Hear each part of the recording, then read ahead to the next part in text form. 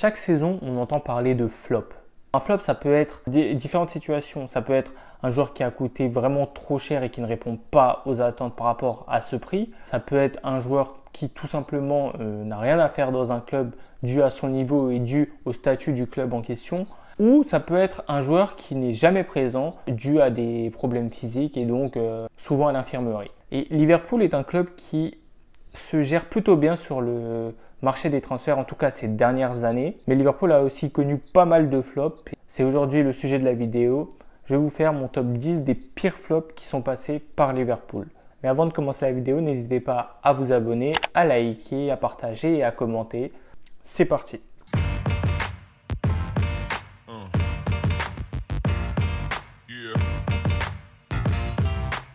À la 10e position, ça va peut-être en surprendre plus d'un, mais je vais placer Loris Karius. Voilà, Loris Karius, on s'en souvient comme le gardien qui a fait perdre la finale de Ligue des Champions en 2018 face au Real Madrid, mais avant ça, Karius a démontré de belles choses à Liverpool.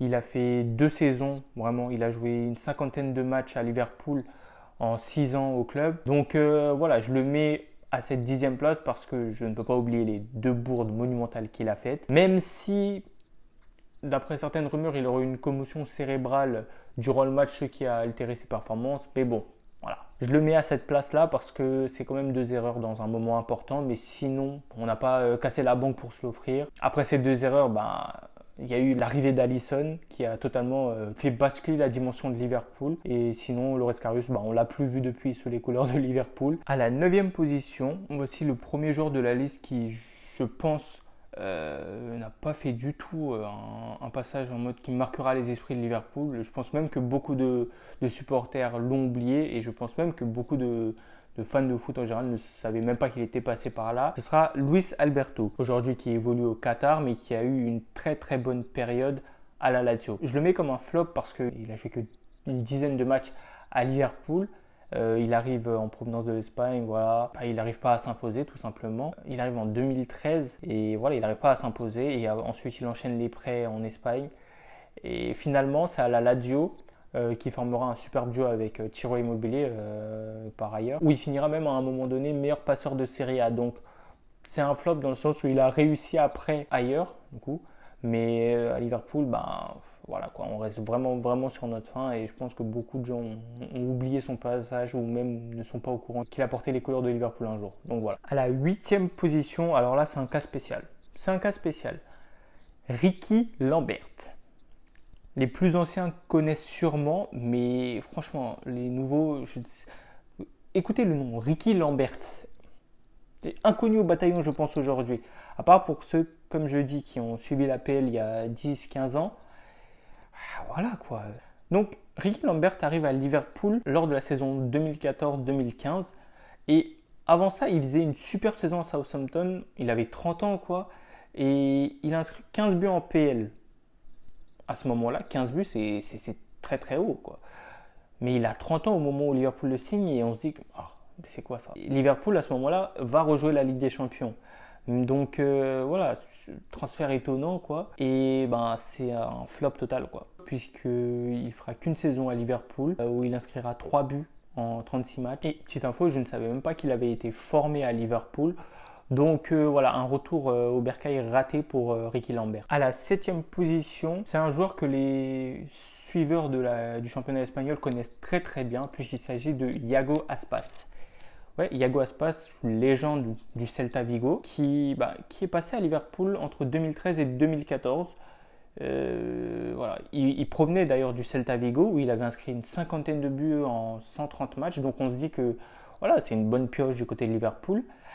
Mais finalement, voilà quoi, ce sera un flop total parce que déjà il sera barré par la concurrence de Daniel Sturridge et Luis Suarez. Tu peux pas faire le poids face à ce duo mythique. Et surtout en une saison, il aura marqué qu'un but et il aura fait que 13 apparitions. Donc voilà, il joue une saison à Liverpool, puis il sera prêté l'année d'après en Espagne. Un autre flop, un peu comme Luis Alberto, où il n'aura pas su s'imposer. Peut-être le mal du pays, je ne sais pas.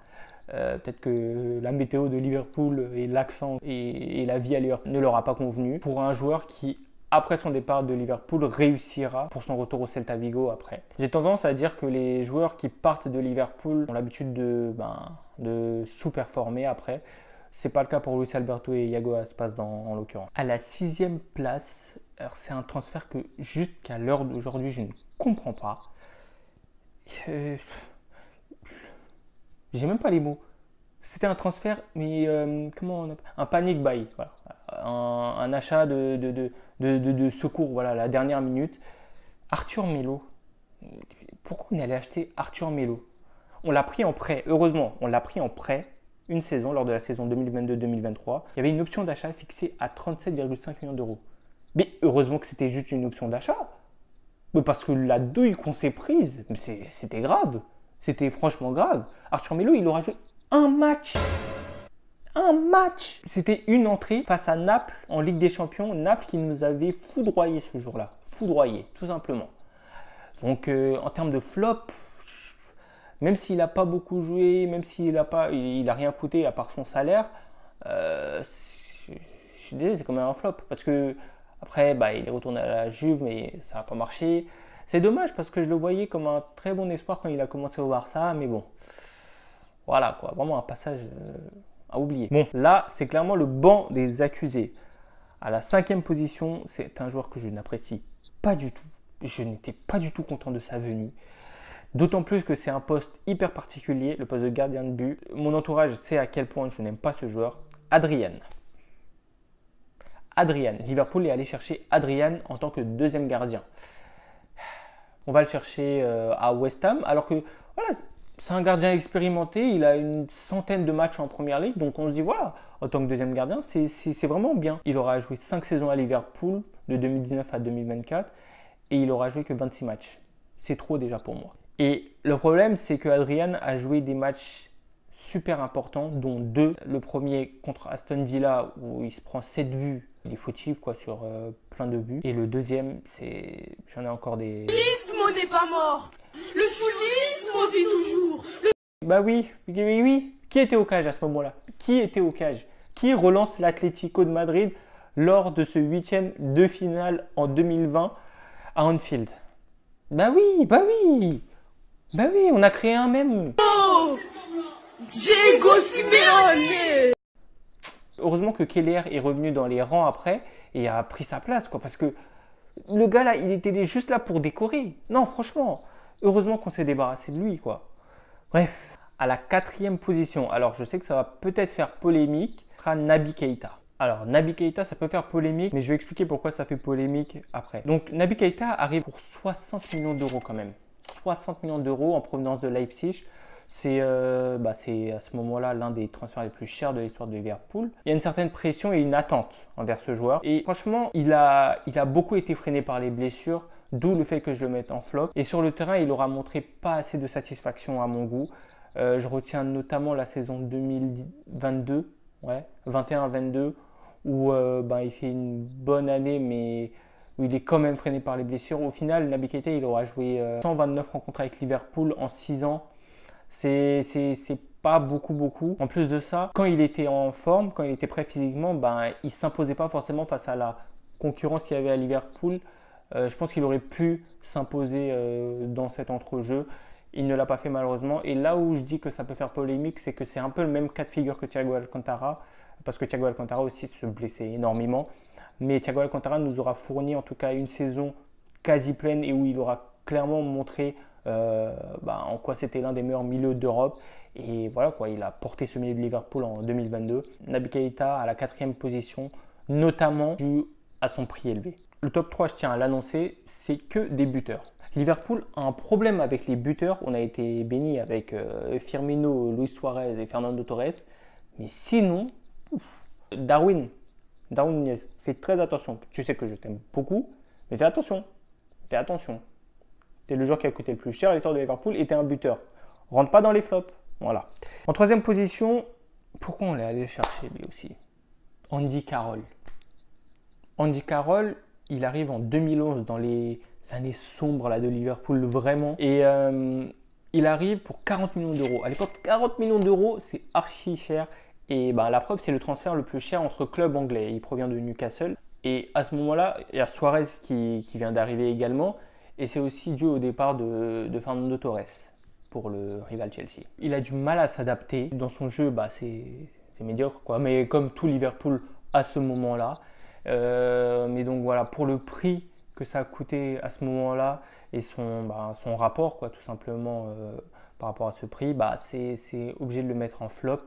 Et même si il gagne la finale de la Coupe anglaise en 2012,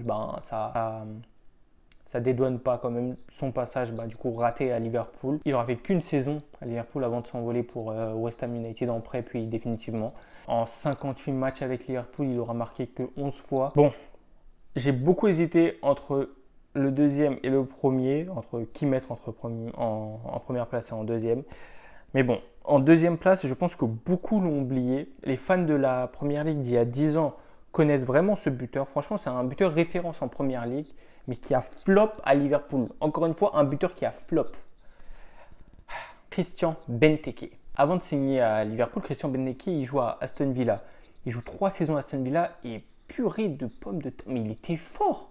Ah, Christian Benteke, il était fort de ouf. Hein. Son ratio, il est incroyable. En 101 matchs, il a 49 buts. Donc franchement, on se dit qu'on récupère un référent en Première Ligue et que ça va fonctionner, quoi. En plus, on le recrute pour à peu près 50 millions d'euros.